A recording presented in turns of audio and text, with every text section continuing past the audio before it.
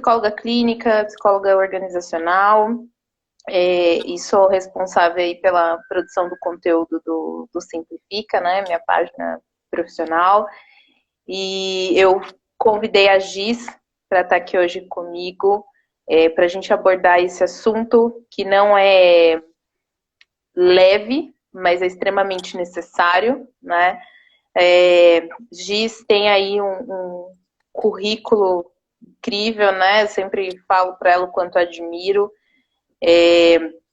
Além de psicóloga, né? A Giz também tem MBA em gestão estratégica de pessoas, é palestrante organizacional, comportamental, orientadora de carreira, faz aí agora, né, com essa novidade do home office para muitas pessoas, né, todo um processo de facilitação e de acompanhamento para que essa transformação aconteça da forma mais educativa, né, eu diria, Giz, e também mais gostosa possível, né, tranquila possível, né, certificada pelo DISC, pelo Encantamento, né, na estratégia da magia, lá pela Disney, que ela já dividiu um pouco com a gente, especialista quântica e também coach, né, Giz? Então, tem um currículo aí impressionante, e aí hoje eu tive o prazer dela aceitar meu convite e tá aqui conversando com a gente, né, compartilhando um pouco desse conhecimento com a gente. Legal, Raves, obrigada pelo convite. Eu fico extremamente orgulhosa quando a Raves abriu um canal, Descomplica a Ravena, não é Simplifica a Ravena, que tem mais ou menos um pouquinho da questão da facilitação digital, da gente tornar mais fácil, né, essa migração. E como a Raves falou, realmente o tema que nós vamos falar hoje é um tema muito importante, que vem aí pegando cada vez mais o maior número de pessoas, né? Tanto aqui no Brasil quanto em outras regiões. Então, falar sobre suicídio, falar sobre Setembro Amarelo, tanto da questão pessoal e depois migrando para as organizações, porque as pessoas, né, que acabam vivendo do nosso lado estão dentro das organizações, trabalhando e fazendo todo o processo. Então, é muito normal, há tempos nós já falamos, né, que não dá para separar o pessoal do profissional, o ser humano é um só, né, com todas as suas emoções. Então, o olhar para o Setembro Amarelo, a gente peca em fazer as ações somente no mês de setembro, né, porque é o mês que se usa para falar sobre isso, mas é um assunto que deve ser tratado aí todos os meses, todo o tempo, e é papel da organização cuidar da saúde mental dos seus colaboradores, né? Hoje, para ter uma ideia, a gente fala que 86% dos brasileiros têm algum tipo de transtorno mental desencadeado ou pela pressão do ambiente, ou no ambiente de trabalho, ou por situações da vida afetiva, na vida pessoal. Isso são dados aí já de 2019. Imaginem hoje, com a questão da pandemia, as pessoas ainda vivendo com essa instabilidade desse mercado financeiro, né? Não sabendo se vão continuar empregadas ou não, se a empresa vai ter saúde financeira para se manter, o medo de pegar o coronavírus, a questão de estar confinado, estar longe dos amigos, ter que mudar toda a estrutura, né, dessa pessoa, de atividades do dia a dia. Então, cada vez mais esse problema se agrava, né? Verdade. E hoje, já pensando, então, dentro desses problemas, a ansiedade, ela já atinge 260 milhões de pessoas, o que significa 9,3 da população, segundo os dados da OMS, né? Então, esses números são reflexos desse mundo, né? A gente falava do mundo VUCA há tempo atrás, imagina agora está mais VUCA ainda, mais volátil, mais incerto, mais complexo e mais ambíguo, né? E quanto mais o mundo está difícil, mais rápido e cheio de mudança, mais as pessoas muitas vezes não acompanham, não assimilam essa mudança, e aí essa causa angústia, ansiedade, e pode aí desencadear uma série de doenças, né, e transtornos mentais que aí atinge a questão da saúde mental. Legal, Giz. Pessoal, se vocês tiverem dúvidas aí durante a live, vão mandando, que a gente também tá com a ideia aqui de tirar as dúvidas de vocês, tá bom? Pessoal que entrou agora, Pan, Isa, sejam bem-vindas também. Eu acho que a gente já começou a falar um pouco sobre a primeira pergunta que eu ia trazer, né, Gi, sobre os dados, né? Então, fala um pouquinho para a gente do que a gente tem de dados hoje sobre a questão de suicídio, enfim. Tá. A gente trouxe os dados aí de 2019, mas já pensando um pouquinho, né?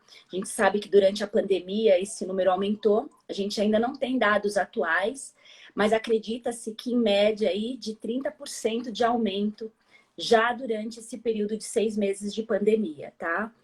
E hoje já se tem que, assim, a cada 40 segundos, uma pessoa comete o suicídio em algum lugar do mundo. Então, é um assunto muito importante, né? Então, pode ser qualquer pessoa, uma pessoa que você conheça, do seu grupo familiar. E é muito normal hoje, né? Com as pessoas que a gente conhece, todo mundo já conheceu alguém que já viveu esta situação, né? Então, os números são realmente significativos e cada vez mais a gente precisa fomentar a questão de saúde mental, seja no ambiente familiar, seja no ambiente escolar, seja no ambiente organizacional. A gente tem que trazer para debate e falar mais do assunto. Quanto mais informação a gente tiver, melhor a gente pode ajudar a identificar e salvar uma vida, né? Legal. A gente costuma dizer que quem está em risco, todos nós estamos em risco, ninguém está livre de, num determinado momento de uma ruptura, uma mudança muito brusca, a gente se vê aí com uma certa angústia, ansiedade e precisar de alguma ajuda, né, dentro da saúde mental. Mas existem grupos de risco maior, né, são grupos que acabam mais vulneráveis por conta de que sofrem já alguma discriminação, né, como os refugiados, imigrantes, indígenas, o LGBTI e pessoas privadas de liberdade. Então, esse já é um olhar que precisamos ter. Essas pessoas, elas são mais suscetíveis, né, Giz, assim, mais expostas, na verdade, mas também existe a questão dos transtornos, né? Alguns transtornos tornam aí as pessoas também mais suscetíveis a uma tentativa, a um pensamento suicida, né? Sim. Dentro do grupo de transtorno mental, as pessoas já identificaram, né, que tem algum distúrbio e dentro disso já tem que buscar alguma ajuda, porque já estão tratando ou através de psicólogo, ou através do psiquiatra, tomando medicamentos. Então, são muito mais propício de acometer, né, a busca para aliviar a sua angústia através do suicídio. Legal. Giz, tem um comentário aqui que eu acho legal a gente falar sobre ele, que a Panso Maia mandou, que fala assim: às vezes é muito complicado demonstrar vulnerabilidade no trabalho, muitas vezes estamos no limite da sanidade mental, mas nossa aparência externa é ótima. Eu acho que esse é um dos grandes perigos aí, né, dos problemas dentro do ambiente de trabalho e fora também, né? Porque muitas vezes a gente sofre fora e tenta não transparecer dentro da organização, e aí tem todo um prejuízo por conta disso, né?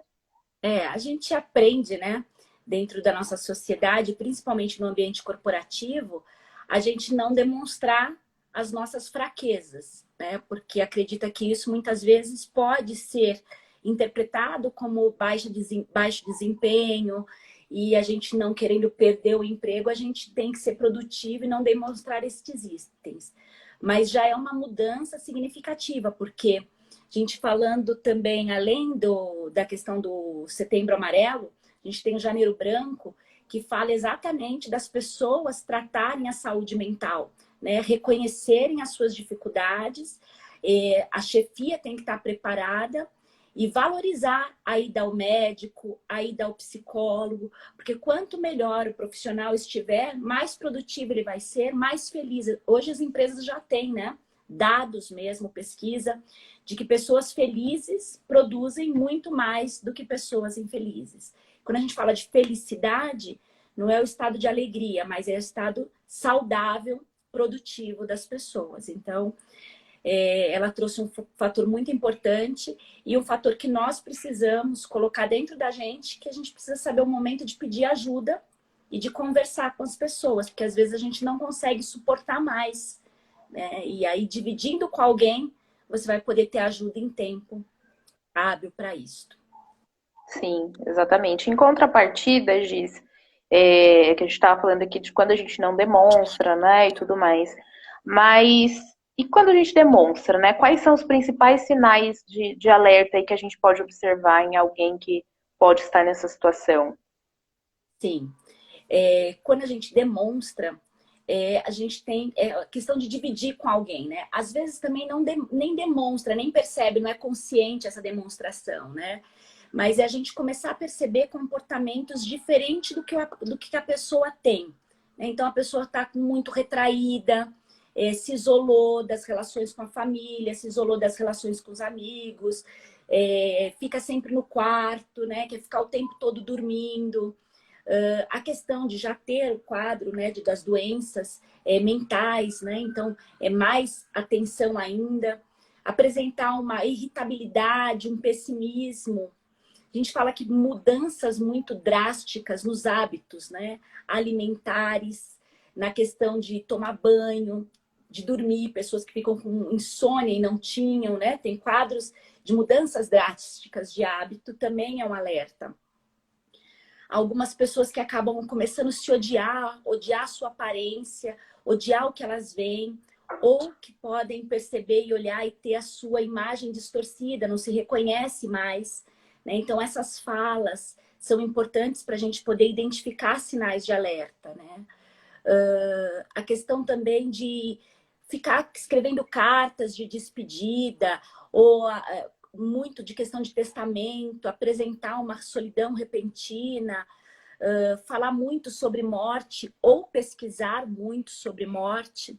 A gente costuma dizer que a geração agora é a geração do quarto, né? Muitas vezes fica dentro do quarto e poucos momentos tem o contato com a família. E a importância dos pais olharem o computador, verem o que está acontecendo, né? Até a gente costuma falar do desafio da baleia azul, que propunha aí para os jovens desafios para que eles fossem fazendo pequenas tarefas até chegar no próprio suicídio, né? Então, o acompanhamento dos pais para poder perceber, e também esposas das empresas, de todos, né? A gente fala dos jovens porque a idade que mais se acomete de suicídio é dos 14 aos 29 anos. Então, é a idade de maior atenção. Mas pode acontecer em qualquer idade. Então, é muito importante. Legal, Giz. Eu acho que esse ponto da mudança de comportamento, né, quando ele ocorre dessa forma, é muito mais evidente, né, para que as pessoas, os familiares, principalmente, os colegas de trabalho que passam muito tempo juntos possam observar, né, porque uma hora uma pessoa que come super saudável, por exemplo, de repente passa a se alimentar de maneira completamente errada e tudo mais, diferente do hábito que ela tinha. Então, esse é um dos fatores que podem deixar muito claros, né, para quem está no convívio, que algo não está certo, né? Não necessariamente já se está aí caminhando para um suicídio, mas a gente consegue identificar em tempo de tratar, de orientar e de acompanhar essa pessoa também, né? Sim. E então esses sinais de alerta são bem importantes, né? Então, e é a forma da gente conseguir identificar e fazer algo, né? Porque é quando a pessoa começa a apresentar apatia demais por alguns assuntos. Um dos itens até importante que eu me lembro, né? Nós tivemos um caso na família de uma pessoa muito importante para nós e por conta dela nós vamos buscar mais informação para poder ajudar. E o médico, como ponto de atenção, como 3 itens que ela não poderia deixar de fazer, porque realmente ela não queria ir mais para a escola, não queria mais se alimentar, não conseguia dormir, começou a ficar com um quadro muito forte. E aí o médico falou que 3 coisas tinha que cobrar para que fizesse exatamente, que era a questão de se alimentar, então buscar coisas que mais gostasse, mas não podia ficar sem se alimentar, não podia ficar sem tomar banho e não podia deixar de ir para a escola. Então, ele colocou 3 itens que não era permitido deixar de fazer, que tinha que manter para que essa pessoa continuasse, né?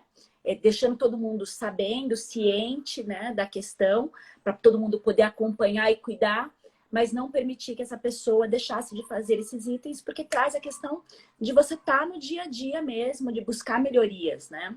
Uhum, com certeza. E pensando nisso, diz como que nós, familiares, colegas, amigos, enfim, que estamos em contato com alguém nessa situação, de que forma que a gente pode ajudar sem desrespeitar o momento dessa pessoa, né? Tá. Primeira coisa, assim, o cuidado que a gente tem que ter é da gente não ignorar a situação. Muitas vezes, Ravi, o que acontece é que a gente no dia a dia, na loucura do dia a dia, às vezes a pessoa não consegue identificar que é uma depressão mesmo, né? Porque a depressão, ela ainda é muito...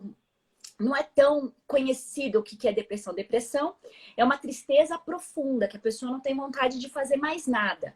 Não é simplesmente uma pequena tristeza. Então, às vezes, a pessoa não identificando isso, acha que a pessoa não está com nada. Então, levanta, não é nada. É ignorar a situação, ignorar a dor do outro. Então, isso a gente não deve fazer. Não deve ignorar. Então, ouvir a dor do outro de forma genuína, não entrar em choque ou ficar envergonhado, porque a questão da doença mental, transtornos mentais, deve ser tratado da mesma forma de doenças físicas, né? Então, quando a gente fala que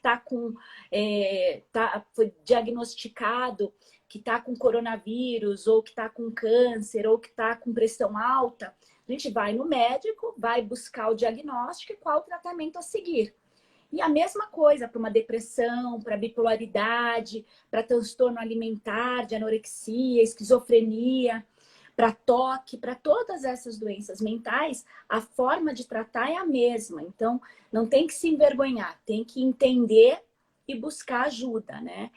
E não dizer também para o outro que está tudo bem, né? Tá tudo bem, não, tudo bem.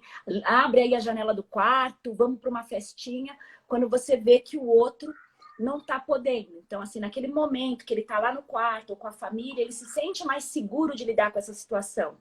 Se ele for colocado no meio social, com outras pessoas, e ter que explicar esse momento, isso vai tirar essa questão da estabilidade e vai deixar ele muito mais vulnerável.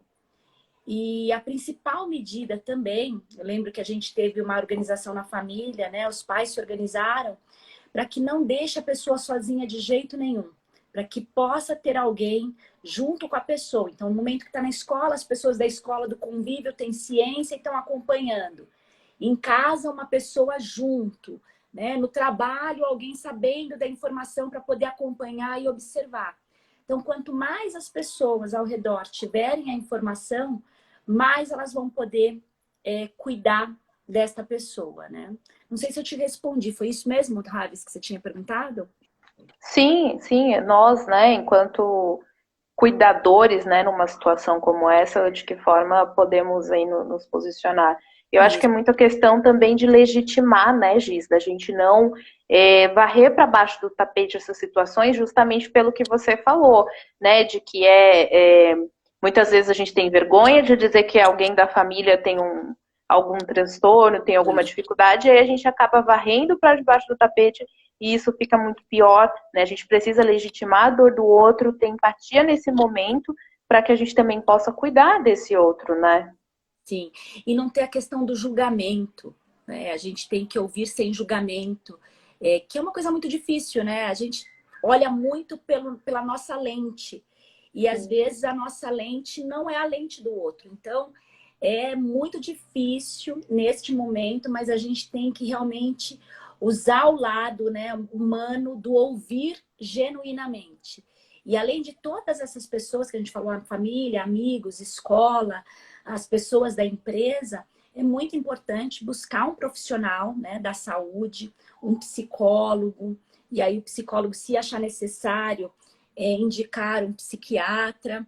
E nós temos, né, as unidades básicas que dão atendimento, então dentro dos bairros, para você poder falar desse assunto, e aí eles direcionam para o AME. E a gente tem o CVV, que é o Centro de Valorização da Vida, que é o atendimento 24 horas pelo 188, que também, né, no momento de angústia, no momento de necessidade, às vezes a pessoa não quer falar com alguém da família. Então, vai falar com uma pessoa totalmente anônima, onde ele possa desabafar e dividir esse peso dessa angústia. Sim. Essa tua observação, Gisele, é muito de encontro com o comentário da Paloma, que ela diz que a gente tem que, deixa eu pegar aqui, a gente tem que ouvir o outro e nos ouvir também, perceber quando não está tudo bem e buscar ajuda profissional, né? Então, muitas vezes precisa partir da gente também, e aí para buscar essa ajuda através do CVV, da UBS, ou, né, por intermédio de alguma pessoa de confiança, é muito de encontro com o que você disse.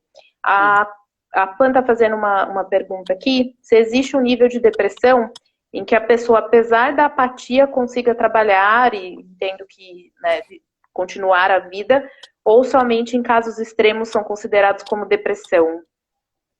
Não, tem casos leves, porque pode perceber que até a questão do médico de orientar que a pessoa tem coisas que ela não pode deixar de fazer. Então, para um caso de um adulto, seria não deixar de ir ao trabalho.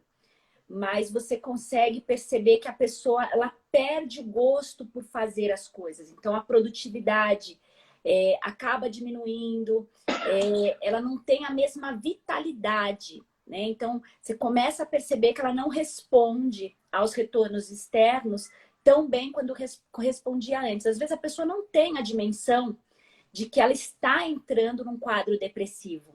Até cair a ficha leva um tempo. Às vezes, a pessoa externa percebe mais do que quem está dentro daquele processo. Então, às vezes, uma conversa com o outro, com um ouvido um pouquinho mais treinado, consiga providenciar essa ajuda. Por isso que as empresas hoje, cada vez mais, principalmente agora com a pandemia, a gente vai ter um quadro, a partir de 2021, muito diferente de hoje. Então, pessoas com muito mais problemas mentais por conta de tudo que a gente está vivendo hoje. Então, nós temos pessoas que estão sendo forçadas a home office. E lá o home office de cada um é diferente. Quando todo mundo dizia assim, tá todo mundo no mesmo barco, não tá todo mundo no mesmo barco, né? Porque uns têm uma casa que tem vários ambientes, o outro é um ambiente só para ficar 5 pessoas da mesma família tendo que conviver naquele espaço. Então, cada um vai ter a sua dificuldade. E a gente olhar dentro da organização, meu time mesmo, recentemente, trabalhava, a gente fazia os calls, e tinha gente que tinha um filho do lado, né? Então, o filho atrapalhava o call, corria, falava, queria atenção. O outro tinha um animalzinho que vinha toda hora pedir atenção. O outro tinha família que andava, o marido trabalhava do lado. E o que a gente começou a fazer até para poder não criar um estado de tensão, deixar a pessoa mais nervosa do que já estava, porque está fora do ambiente da empresa, tendo que se adaptar a uma série de outras coisas, aprender a lidar com o mundo digital e ainda desconfortável por conta das cenas que aconteciam. Então, a gente, no call, apresentava. Então, apresentou o filhinho, apresentou os cachorros, animaizinhos, apresentou o marido, apresentou quem estava ali no ambiente profissional, quem eram os novos profissionais que estavam do lado dessa pessoa, que pra gente é muito importante. Então, com isso, você humaniza a relação e entende que se precisar em algum momento sair do call para atender uma necessidade do filho, uma necessidade do pet, uma necessidade de alguém, nós vamos estar cientes e entendendo. Então, você facilita a relação. Sim. E é uma ação que, olhando assim, é tão simples, né, Giz? E traz aí uma coisa que você disse que é muito humanizada mesmo, né? Aquela pessoa agora, ela tá naquele ambiente que na verdade, assim, ela tá usando o ambiente familiar como profissional. Então, assim, ela tá ocupando o ambiente do filho. Aquele ambiente é do filho, não é da empresa, né? Então, poder colocá-lo nesse cenário, eu imagino que para os pais, para as mães, enfim, seja aí essencial, né? Sim. E aí a gente entrando nessa questão, né, das organizações agora efetivamente, eu já quero começar com a pergunta do Vitor Hugo, que ele pergunta se você, Giz, já teve alguma experiência em que você teve que tratar deste assunto no ambiente de trabalho. Sim, já tive. O legal é que assim, a pessoa trouxe, já tinha ciência, já tinha outros quadros, né, acontecido, né, de abusos, outras questões, e ela trouxe a vida, o histórico anterior e a necessidade de ajuda. Eu lembro que na época essa pessoa não tinha assistência médica pela empresa, a empresa solicitou, colocou na assistência médica, principalmente para que ela pudesse usar o atendimento psicológico. E acompanhou a melhoria da profissional e ficar atento. E esse é um item que também está aparecendo nas organizações, né? A questão da flexibilização dos benefícios e ter benefícios diferentes que o colaborador pode optar o que é mais necessário naquele momento. Então, isso é uma tendência no mundo de hoje dentro das organizações. Até porque no mundo organizacional, Raves, a gente tem aí dentro da questão voltada para as doenças organizacionais, transtornos mentais, de comportamento de ansiedade, depressão, enfim, alguns outros que eu vou falar, a gente tem 9% já das concessões de auxílio-doença somente para transtornos mentais, né? Então, cada vez mais a questão de gestão de gente, né? Gente que cuida de gente, ter um olhar para os colaboradores e cuidar da saúde mental, trazendo palestras, tendo um líder que saiba ouvir mais os colaboradores, você consegue cuidar mais desses profissionais, né? Então, síndrome do pânico, ansiedade, síndrome de burnout é muito normal acontecer dentro das empresas, que é o esgotamento profissional. Então, essas são causas mais voltadas para o mundo organizacional e que acontece muito por cobrança intensa para atingimento de meta, empresas com um ambiente muito competitivo, né? Assédio moral, né? As pessoas são assediadas moralmente na frente das outras pessoas, jornadas de trabalho muito exaustiva, clima de trabalho organizacional estressante, às vezes aquela ameaça da liderança por demissão, né? Olha, desse jeito não vai dar para te segurar. Então, tudo isso, falta de comunicação com a gestão, falta de flexibilidade, grande volume de trabalho, tudo isso acaba gerando muito essas possibilidades de doença dentro do ambiente de trabalho também, que são as questões das doenças mentais. Bacana. E diz, qual que é o papel, assim, não sei se tem uma definição, né? Mas assim, qual que é a responsabilidade da organização com a saúde mental dos colaboradores em geral? Sim. Bom, a organização, de uma forma geral, nós já vemos já algumas coisas mudando, né? Algumas coisas novas entrando. Nós temos empresas muito humanizadas, que já buscam isso, empresas que trabalham a questão de ter pessoas felizes, né? Queremos que você seja feliz aqui, e que cuidam muito disso. Mas nós temos muitas empresas que não têm esse âmbito. Para a gente poder falar, está começando agora. Na verdade, assim, era uma profissão vista como do futuro, mas por conta da pandemia já se vê existindo essa profissão no momento, né? Já tem, que é o CEO especialista por felicidade. Então, é uma nova função que vai surgir para as pessoas que não é assim, né? Para fazer motivação, não é aquela pessoa que é de excursão, né? Que fala assim, de excursão, animador, né? não é animador. Mas é uma pessoa que vai cuidar exatamente disso. Cuidar da saúde mental, cuidar de um ambiente menos estressante, menos competitivo, cuidar de benefícios que favoreçam cuidar-se mais da saúde mental, fomentar mais sobre discussão no dia a dia de trabalho, o que deixa as pessoas estressadas, quais são as dificuldades que eu tenho dentro de casa, e da gente poder tratar, porque imagine vocês agora o quantos que as empresas vivenciaram perda de colegas de trabalho por conta do Covid.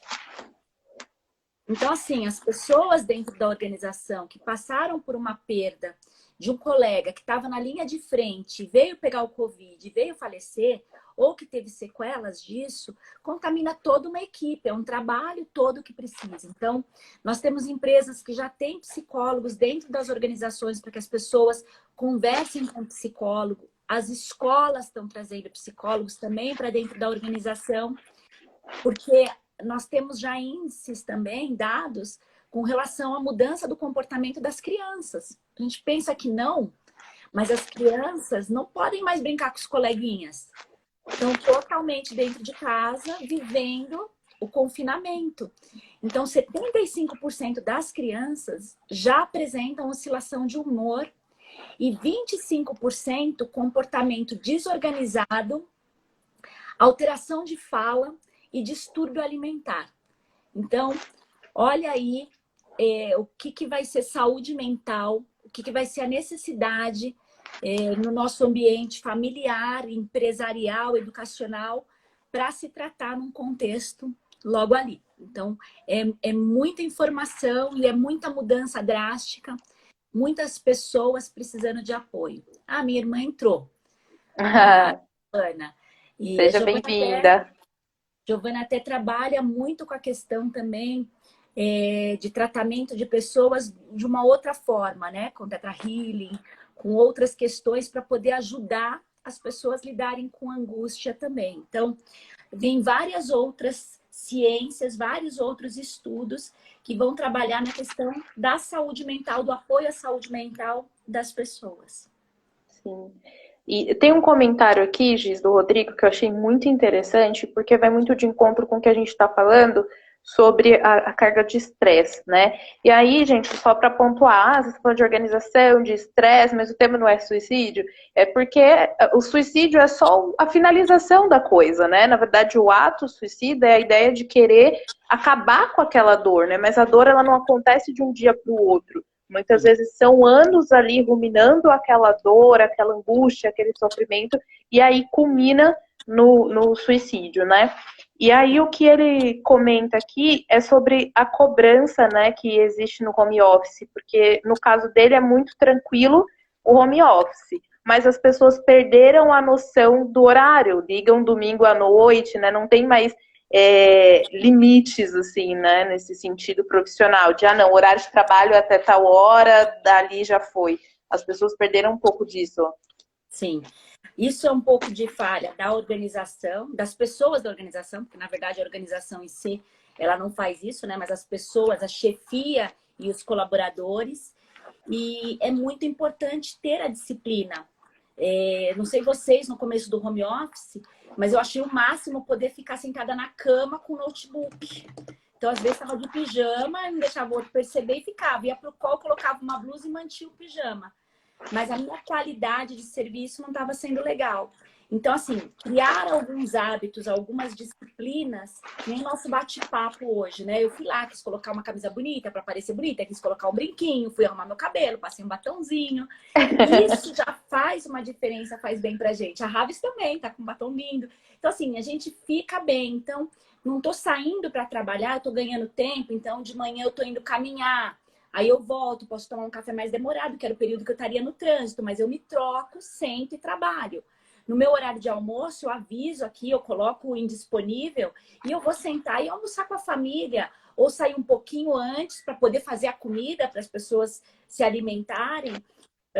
E muitas empresas têm entendido que, assim, também tem a flexibilidade do horário, um dos benefícios que também estão vindo com a questão do home office. Então, você entrega a produtividade, mas o horário que você vai fazer, você que vai determinar, né? Dentro de que isso não esteja direto no atendimento ao cliente, que aí é dentro do horário comercial. Mas fora isso, consegue se administrar.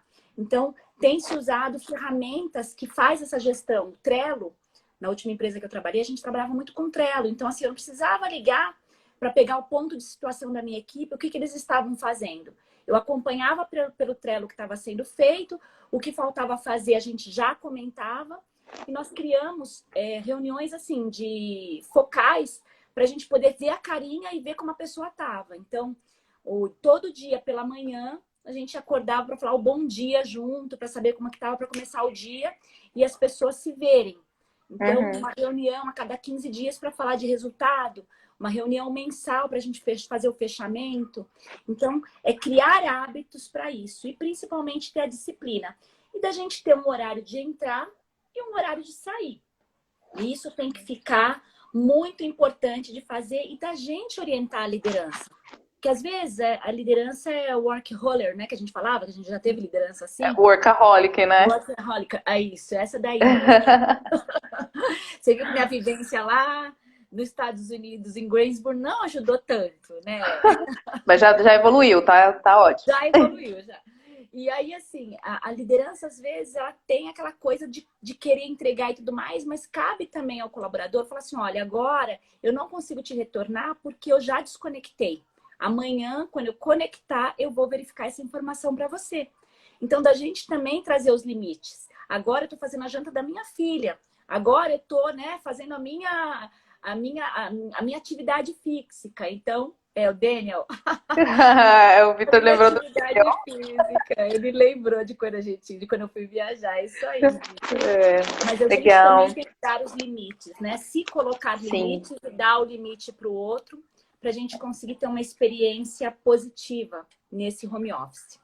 E eu acho que fazer esse marco é muito importante, né, Giz? Não de forma agressiva, mas é assim, olha, neste momento eu não posso te atender por conta disso, mas tal... E isso vai já disciplinando as pessoas, né? A pessoa vai lembrar, poxa, aquele dia eu mandei às 8, ele estava fazendo, né, tal coisa. Muito provavelmente hoje também está. Então eu vou mandar depois, eu vou... Ou então eu já mando assim, né? Olha, não precisa responder agora, mas só para não esquecer, isso, isso e isso. Então, assim, as pessoas já criam, né, essa disciplina, mas ela precisa ser, de certa forma, ensinada ainda, né?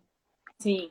É a mesma coisa quando a gente começa com a questão do WhatsApp, né? Os WhatsApps corporativos da empresa, que às vezes a gente estava lá trabalhando e o líder mandava de final de semana ou após o horário. E o que a gente fazia? A gente fazia de conta que não via a informação para poder ir disciplinando até que todo mundo começou a mandar só no WhatsApp dentro do horário de trabalho. Então, é uma nova adaptação e que daqui a pouco a gente vai ter uma forma melhor de lidar. Sim, legal.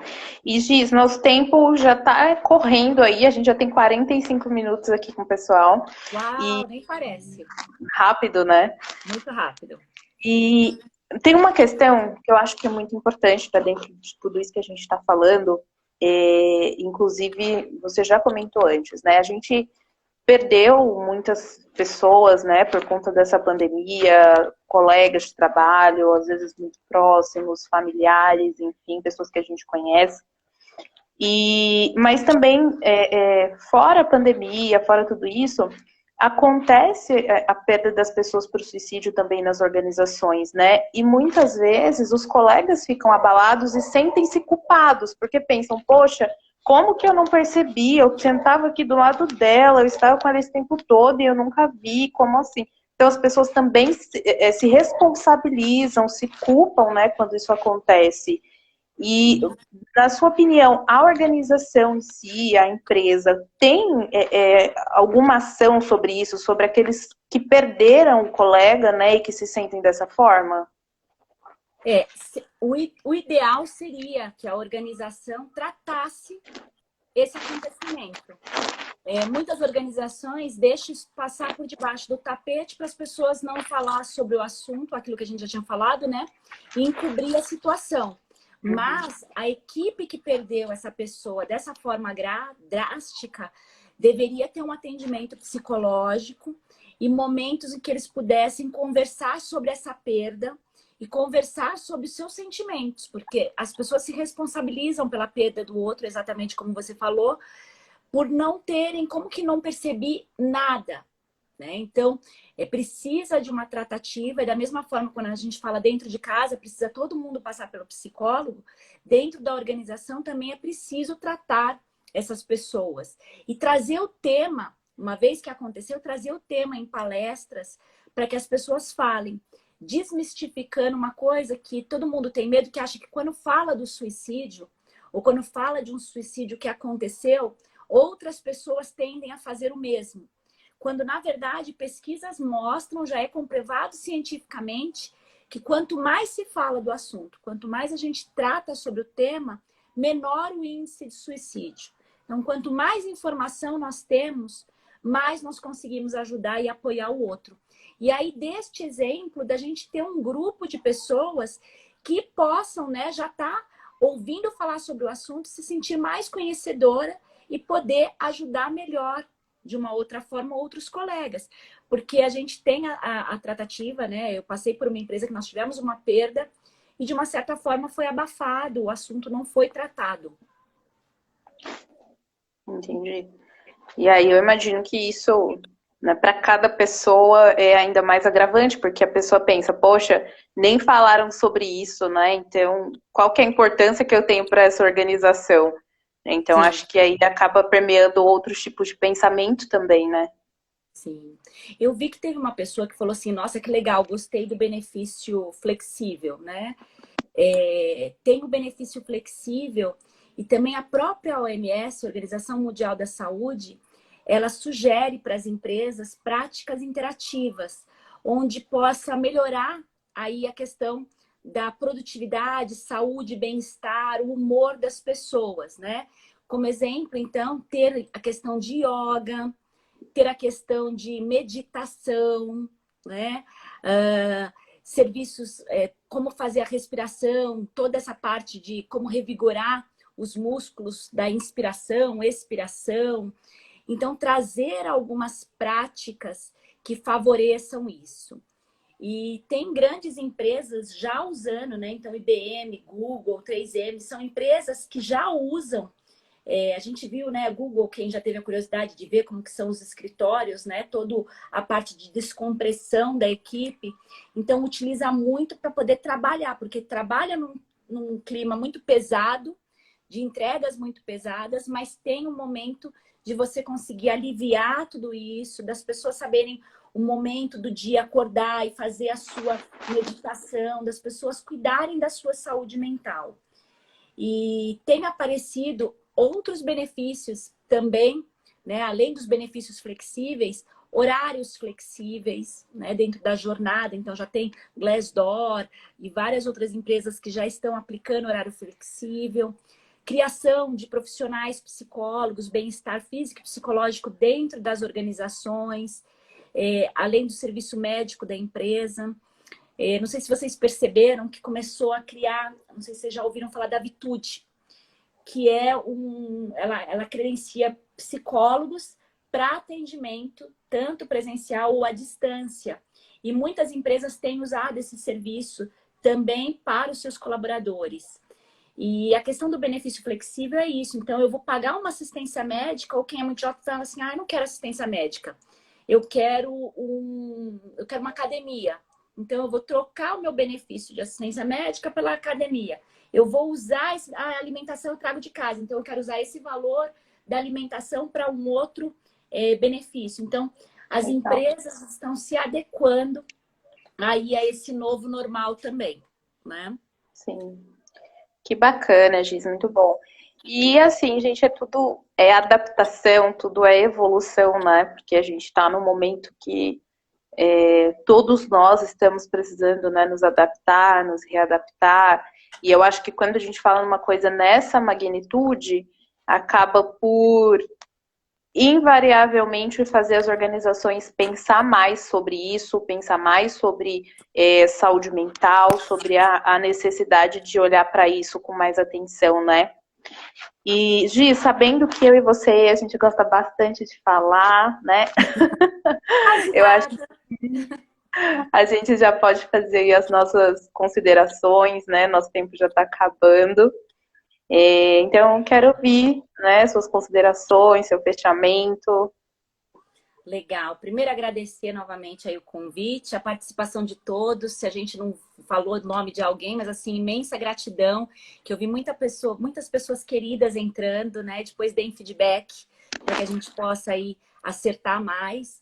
E saber que a gente tem que cuidar da saúde, né? Então, hábitos importantes, dormir bem, não pode estar perto da família por conta do corona, mas fazer um call à distância, uma boa alimentação, hábitos físicos de exercício, ter um diário, né, que a gente possa escrever as coisas do dia a dia, ouvir uma música boa, que possa te fazer bem, então já começa ouvindo uma música boa, sair um pouco do celular, do computador e tentar ler alguma coisa mesmo num livro, né, sentadinho num outro lugar, falar com um psicólogo, né? Não é, todo mundo pode procurar um psicólogo, que é muito bom. Fale com um psicólogo, nós temos vários aqui hoje, então, muito bom, busque para falar com um psicólogo. Então, essas são algumas dicas, né? Para que a gente consiga manter a nossa saúde mental cada vez melhor. Então, obrigada pelo convite, Raves, gratidão. Foi muito especial, principalmente por ser com você, com toda essa turma aqui. Gostei muito. Que bom, Giz. Eu também estou muito feliz, muito contente que você aceitou esse convite. Eu tenho certeza que existem aí muitas coisas que a gente poderia falar sobre isso, mas o tempo não nos permite. Mas eu tenho certeza que a gente conseguiu aí atingir muito bem o nosso público, e eu falo isso porque eles já estão, né, deixando ali os feedbacks. Muito obrigada, gente, por terem acompanhado a gente até aqui. E é isso, gente, cuidem da saúde mental, né? Assim, não a gente pensa muito que saúde mental é muito restrito, é de pouco acesso, e não é mais essa realidade, né? Hoje a gente tem uma realidade completamente diferente, onde ficou muito mais acessível. As pessoas, os profissionais, né, psicólogos, estão muito mais acessíveis por conta da pandemia, então aproveitem esse momento. E o autocuidado, né, como a Giz falou, a questão da atividade física, né, a gente não está falando de virar maromba, a gente está falando de uma caminhada de manhã, como a Giz comentou, né, de fazer uma atividade dentro da sua casa.